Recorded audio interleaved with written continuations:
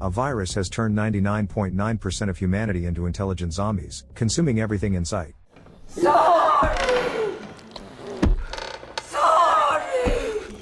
Francis and Iris Abel are a happy married couple with 2 sons, teenage Joshua and young Lucas. Their life could be described as perfect, but now they're all in danger due to the zombie apocalypse. An unknown virus has wiped out almost all of humanity, and the survivors must hide from intelligent zombies capable of not only communicating with their prey but also deceiving them. Fleeing the city in an old, blood-stained van, the family heads to the countryside, hoping to find refuge in Francis's parents' mansion. Upon arrival, Francis decides to check the house to assess its safety. Armed with a lug wrench, he opens the front door and heads upstairs, inspecting every room. Trembling with fear, he continues moving forward, determined to protect his family and create a secure life for them. In the master bedroom, he finds the body of his father, who chose to end his life due to the infection and the onset of mutation. Taking not only his father's pistol but also his wristwatch, Francis returns to the hallway. Devastated by the death of a loved one, he suddenly hears his mother's voice nearby. She seems to be injured and in need of help, but she has turned into a zombie. Torn in half, she asks for forgiveness, unable to control her primal instincts and hunger. Apologizing, she lunges at Francis to eat him, but he stops her with a single, precise shot to the head. Later, he buries his parents in a field next to a sugarcane plantation. Francis struggles to cope with what has happened, but he buries their bodies without shedding a tear, for his only mission now is to protect his wife and children. Obsessed with this goal, Francis can't sleep, constantly watching the window to warn his family if any zombies are nearby. In the morning, he checks the water station and shares the good news. Not only do they have some food and a roof over their heads, but they also have clean drinking water. Life gradually returns to normal for the family despite external threats, but there's a hidden tension between Francis and Iris that their children notice. The couple hardly speaks to each other, due to a reason that almost tore apart their marriage. Later, Joshua suggests to his father that they check the barn for anything useful. Francis asks Lucas to stay with his mother, to keep an eye on her and call for help if necessary. In the barn, father and son discover a lantern, a chicken cage, and an old radio. At one point, Joshua freezes in horror when he spots the body of a servant who also decided to end his life after turning into a zombie. Francis asks his son to take the keys from the deceased servant's belt. The boy is terrified and moves with extreme caution, but he struggles to complete the task. In his haste, he accidentally drops the body of the man onto himself, frightening him even more as he fears that the infected blood might get into his mouth. Francis watches the scene from a distance, disturbingly indifferent, as if he's not afraid his son could turn into a zombie. At the same time, he shows particular care for his younger son, treating him to sweet sugarcane, which they can use as a dessert. Later, Iris suggests to Francis that they go down to the basement, where she has found a generator capable of powering the house. Francis hesitates to go inside, gripped by a bone-chilling fear due to childhood trauma. As a child, his tyrannical father would regularly beat him and lock him in the basement as punishment. Noticing the drawings on the wall, Iris realizes her husband is uncomfortable and urges him to focus on solving the problem. Francis tries to start the generator but fails, as it is out of fuel. That evening, Iris suggests they look for a more reliable refuge. Many people have reported heading north, where survivor camps and a military-controlled safe zone are located. Joshua supports the idea because his girlfriend left for the north with her family, and he hopes to reunite with her. Francis flatly refuses to leave his parents' house, convinced it is the only refuge they can use. Food supplies are limited, but he promises to find a solution soon. Joshua attempts to turn on the radio in hopes of finding a broadcast from survivors, but his father forbids him from broadcasting. The next morning, Francis and Iris try to calmly discuss their family's issues. The couple had been on the verge of divorce due to betrayal and lies, but now they are united to protect their children. They are ready to put aside past grievances to ensure a chance for a bright and safe future for Joshua and Lucas. After discussing everything, the family decides to head north. On the way, Joshua supports his parents' decision, as his uncle Diego also advised them to go north. When Francis learns that his older brother had visited them just before the apocalypse, he loses trust in his wife, not only because of her lies, but also because she had an affair with his brother, and Joshua is his son. The husband and wife begin to argue, and old resentments cloud Francis's judgment once again. At one point, his distraction almost leads to a car accident. When they reach a checkpoint, Francis suggests turning around and returning to his parents' house. Iris ignores him, believing the barricade can be moved, allowing them to pass. Without thinking about her safety, she goes to the barbed wire fence and tries to cut through it with a machete. The loud noise attracts a soldier who has turned into a zombie. Realizing his wife is in danger, Francis rushes to her and kills the monster pursuing her. The loud noise attracts another zombie on the bridge, which begins to attack the couple. Francis kills this one as well, but there are many more monsters hiding behind the cars. They surround the van with the children, eager to devour them. Shooting is too dangerous because they might hit one of the sons, so Francis draws the zombies' attention to himself. He lets his wife return to the van to retrieve the children and escape. Using agility and cunning, Francis tries to flee from the pursuing monsters. They grab him by the arms and legs, but he manages to run to a safe distance and then blows up the zombies with a grenade. Late that evening, the family returns home and decides not to continue searching for a survivor camp, as it is too dangerous. 2 weeks later, Francis goes back to the checkpoint to return the van. At some point, he realizes that the appearance of the vehicle will make the family want to go north again. Believing that the only safe place is his parents' house, Francis abandons the van and returns home with fuel for the generator. He lies to his wife, claiming that the car broke down and they are stuck here forever. Going down to the basement, Francis sees the ghost of his tyrant father but tries not to think about it. Today, they are having a real celebration, as the working generator brings a bit of civilization back to their home. The family now has a working air conditioner, a record player, and lighting, making their lives better. Late in the evening, Francis decides to watch the video of their wedding. Giving in to the romantic mood, he seduces his wife, and they make love. Meanwhile, Lucas and Joshua decide to look at old childhood photos of their father. The younger brother notices that Joshua looks more like their uncle than his own father. Joshua doesn't suspect that Uncle Diego is his real father, but he remembers how everything changed one day and his parents started arguing, almost getting divorced. The next morning, Francis again suggests to his wife that they start fresh, leaving the past problems and grudges behind. Later, he decides to check the chicken coop and finds an aggressive dog that has dug its way into the pen. He tries to chase the dog away, but it bites him on the hand, which could cause trouble. Iris worries about the possibility of rabies and suggests finding a hospital with medication,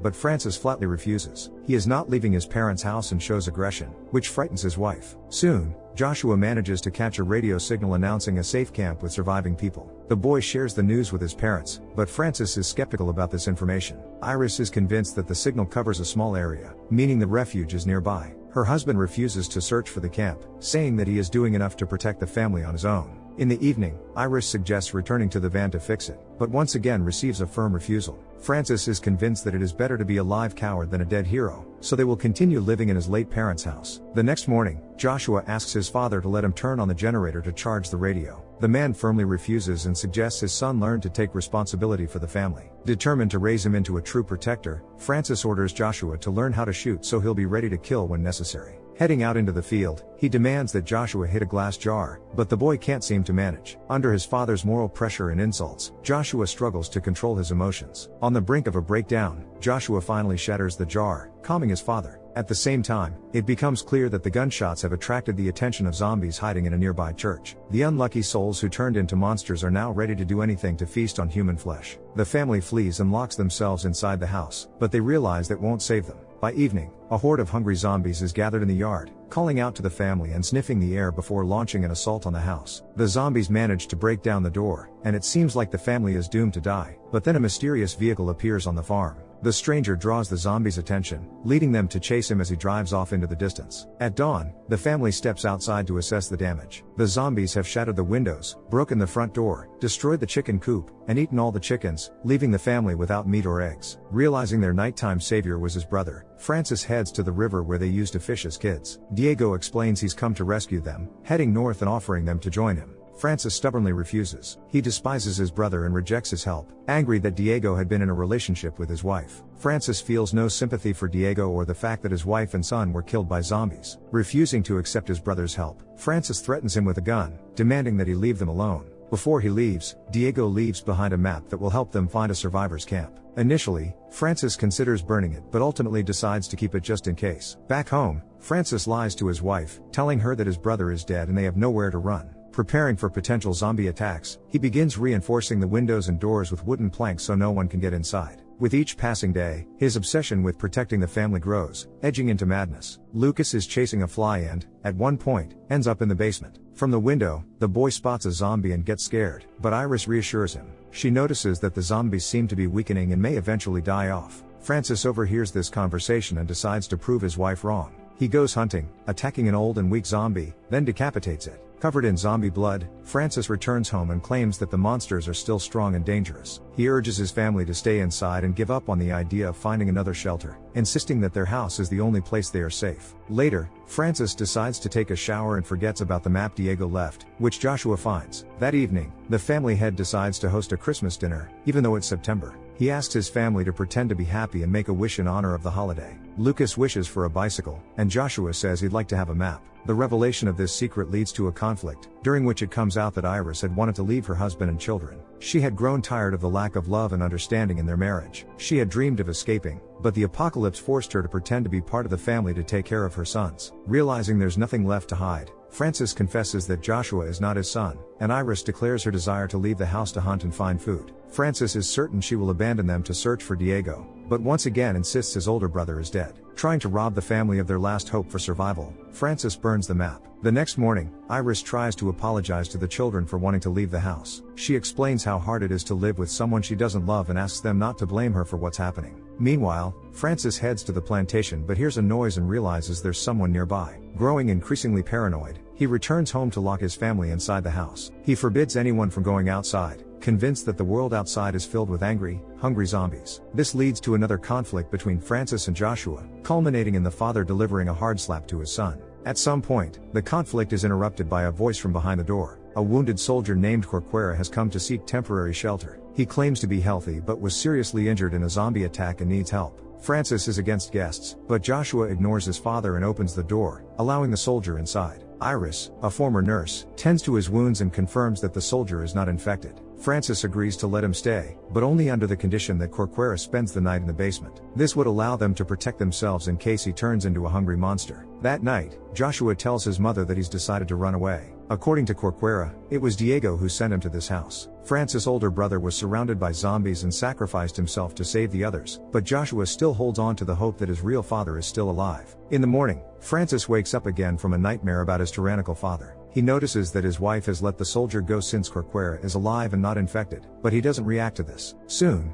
the head of the family learns that his eldest son has escaped. This sends Francis into a rage, and he kills the soldier with a hammer, then knocks out his wife. After some time, she wakes up in the basement with Lucas and realizes that her husband has locked them in so they can't escape. Later, Francis spots a dog outside that has bitten him, and he kills it to prepare dinner for his family. He changes into the military uniform of the late Corcuera and brings them steak, but Iris and Lucas refuse to eat, no longer trusting him. This sparks another outburst of fury in Francis, making him even more dangerous to those closest to him. Realizing this, Iris tries to make amends with her husband, but only to secretly hide a knife he dropped on the floor. Her husband notices that she's up to something and takes the knife, leaving her and their son locked in the basement. Trying to save herself and Lucas, Iris pries off a board, but her strength runs out. They can't escape the trap, and when she falls, she loses consciousness. That evening, Lucas suggests to his mother that they pretend he's sick to attract Francis' attention. As soon as Francis descends into the basement, Iris attacks him, striking him with a sharp bone, and then locks him inside. Francis shoots a whole magazine into the door before finally losing his sanity completely. Confronted by the image of his tyrannical father, Francis sinks into a psychological trauma from his childhood, unable to distinguish what's real and what is a product of his delusional mind. Meanwhile, Iris and Lucas attempt to escape the house but suddenly encounter Diego, who has transformed into an intelligent zombie. He tells them to run, as hunger and instincts are overpowering, and begins chasing them.